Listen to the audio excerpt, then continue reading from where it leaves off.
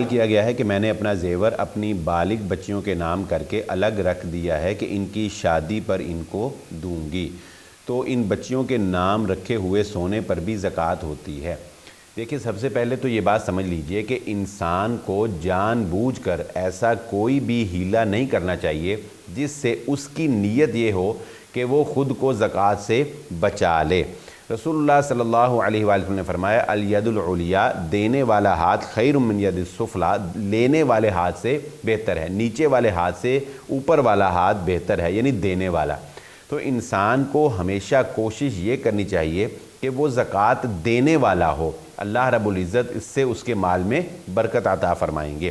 تو یہ ایک ہیلہ لگ رہا ہے، ایک بہانہ ہے زکوٰۃ سے بچنے کا، کہ اصل میں تو زیور جو ہے وہ آپ کے پاس ہی ہے، لیکن آپ نے برائے نام صرف کہ میں نے اتنا اپنی بیٹی کا کیا، اتنا اپنی بیٹی کا کیا اور اتنا اپنی بیٹی کا کیا، مثلا 9 تولے تھا،